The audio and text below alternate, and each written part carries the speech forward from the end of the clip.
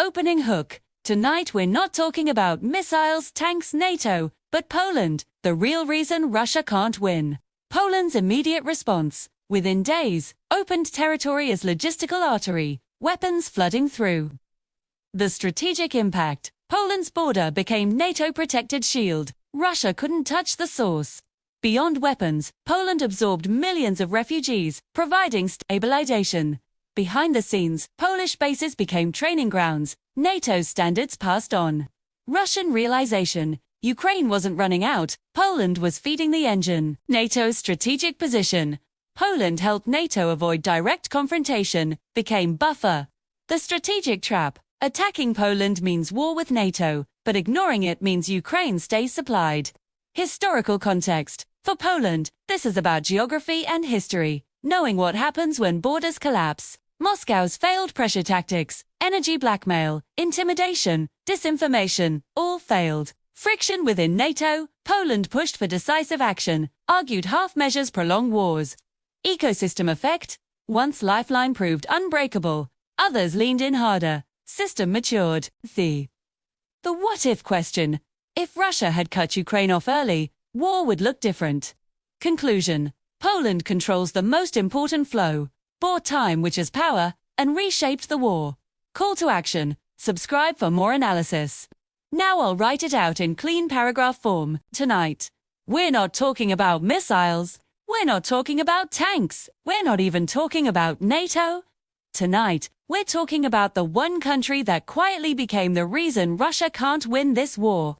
When Moscow launched its invasion, the plan was simple. Isolate Ukraine, choke the supply lines, watch allies hesitate, wait for borders to close under pressure. That plan collapsed the moment one country made a decision Russia never saw coming. No big speeches, no dramatic announcements, just movement. Trains, trucks, warehouses lighting up overnight. Border crossings that never stopped running. And here's what most people missed. This country didn't wait for permission. While Western capitals debated escalation, they were already acting as if Ukraine's survival depended on what happened next, because for them, it did. Stay with me, because what I'm about to reveal will change how you see this entire war. That country is Poland. And if you think Poland is just another NATO ally providing support, you've completely missed what's actually happening. Geography made Poland's choice unavoidable. It sits on the front line between NATO and the war. It shares history with Moscow, long memory, hard lessons. When Russian troops crossed into Ukraine, Polish officials didn't see a distant conflict. They saw a warning.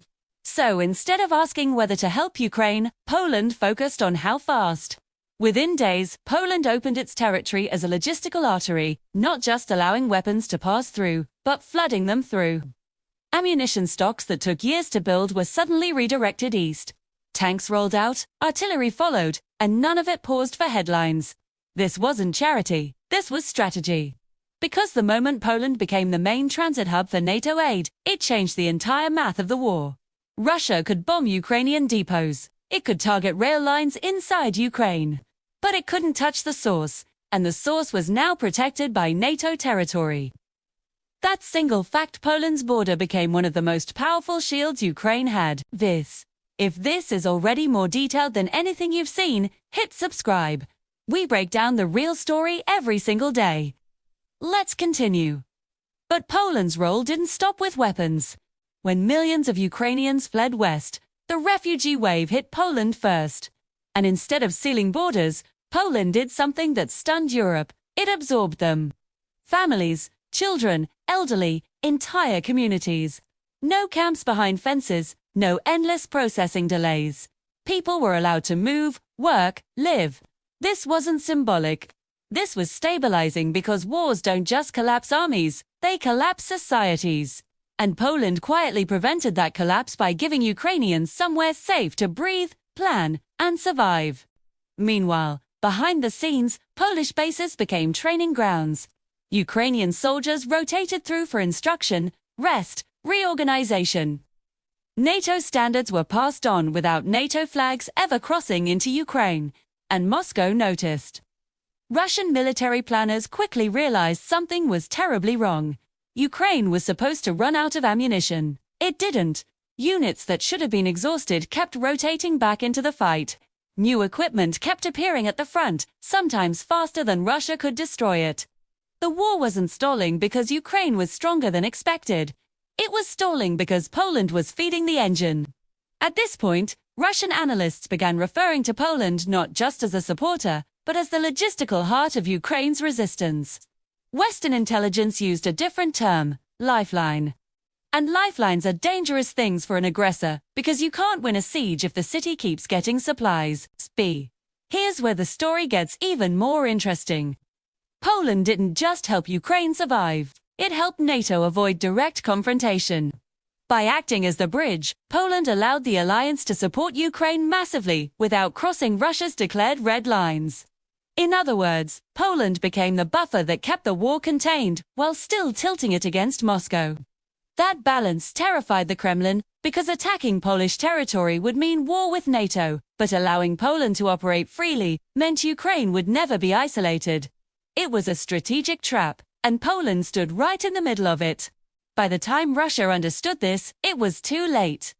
The logistics network was entrenched. The refugee infrastructure was permanent.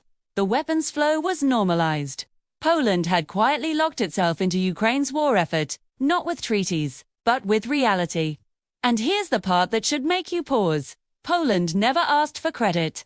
No victory speeches, no dramatic claims, just consistency. Day after day, month after month, while global attention shifted, Poland kept the lights on, which raises a question many analysts are now asking quietly. If Poland hadn't acted the way it did, would Ukraine still be standing? Drop a comment. Do you think Poland's role prevented a wider war or made escalation inevitable?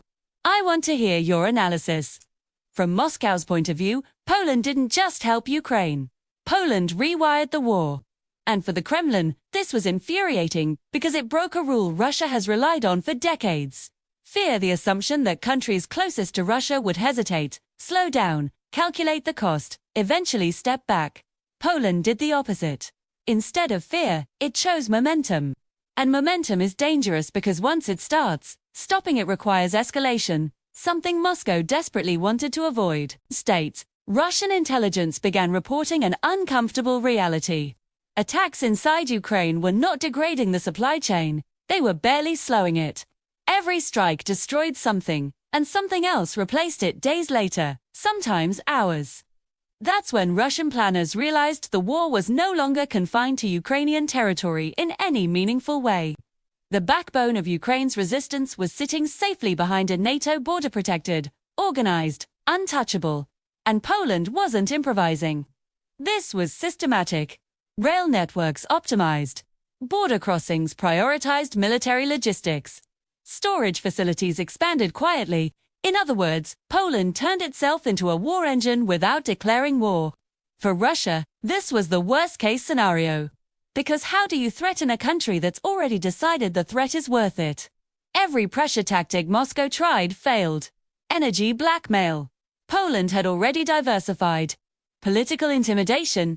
Polish leadership doubled down publicly. Disinformation campaigns.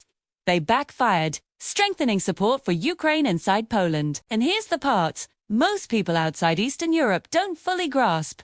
For Poland, this wasn't about Ukraine alone. This was about history. Poland knows what it means to be carved up by empires. It knows what happens when borders collapse and allies hesitate. It knows that waiting for someone else to act can be fatal. So when Ukraine became the buffer between Poland and Russia, Poland understood the equation instantly. If Ukraine falls, Poland becomes the front line. That awareness shaped every decision. That's why Poland moved faster than Germany, louder than France, more decisively than countries farther west. Because for Poland, the war wasn't theoretical, it was geographic. And Moscow knew that too. Which is why Russian rhetoric toward Poland became increasingly aggressive. Threats escalated. Military exercises near Polish borders intensified. Nuclear signaling increased not because Russia planned to invade Poland tomorrow, but because it wanted to scare Poland into slowing down. It didn't work. Instead, Poland leaned further in. It supported the push for heavier weapons. It backed long-range capabilities. It encouraged allies to stop drip-feeding Ukraine and start treating this as a decisive conflict. Behind closed doors, Polish officials were blunt. Half measures prolong wars, speed ends them.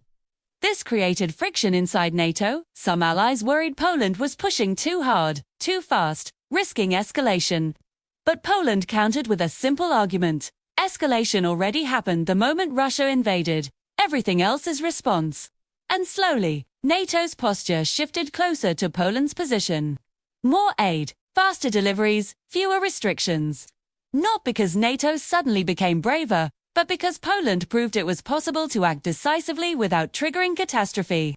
That example mattered. Meanwhile, Ukrainian commanders began to rely on the Polish corridor as a certainty, planning operations with confidence that resupply would come, that damaged equipment could be replaced, that rotations would happen, that psychological stability is something Russia never managed to break. Wars are won as much by belief as by firepower, and Poland reinforced both. By the time the war reached this stage, one thing became impossible to deny. Poland was no longer just supporting Ukraine. Poland was shaping the outcome. And this forced Russia into a corner. Escalate against Poland, risk a NATO response. Ignore Poland. Allow Ukraine to remain supplied indefinitely. Neither option leads to victory. This is why analysts now say the war's tempo slowed not just because of battlefield conditions, but because Russia ran into a strategic wall it couldn't climb over. That wall wasn't built of concrete or steel. It was built of cooperation, geography, and resolve. And Poland was holding it up. Here's where it gets even more uncomfortable for Moscow. Poland didn't act alone for long. Once the lifeline proved unbreakable, others leaned in harder.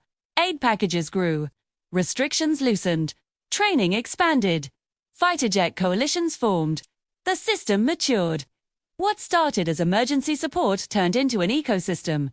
And ecosystems are resilient. You can destroy parts of them, but they adapt. This is why Ukraine's resistance didn't collapse under pressure. It absorbed shocks, reorganized, and continued because behind the front lines, Poland ensured there was always something to fall back on. Now, ask yourself this: if Russia had successfully cut Ukraine off in the first months, would this war look anything like it does today? Most experts quietly say no. Which means Poland's early decisive action didn't just help Ukraine survive, it prevented a fast Russian victory. And that single outcome reshaped global politics. Here's the uncomfortable truth. Wars are often decided not by who fires the most shots, but by who controls the flow. And right now, Poland controls the most important flow in this war: supplies, stability, continuity. That's why analysts increasingly say Ukraine's front line may be inside Ukraine, but its lifeline runs through Poland. And as long as that lifeline holds, Russia cannot win the war it planned. Poland didn't just protect Ukraine, it protected NATO from being forced into a direct war. By absorbing risk early, Poland gave the alliance time to adapt, prepare, and respond on its own terms. That matters because rushed reactions lead to disasters. Poland bought time, and time is power. So, the real question going forward isn't whether Ukraine can keep fighting, it's whether Russia can find a way to change this equation without destroying the balance it fears most. And that's a gamble Moscow has failed at before. This is the analysis mainstream media won't give you. If you want this depth every single day, subscribe and turn notifications on. Next video on screen breaks down NATO's next move in response to Russian escalation. See you there.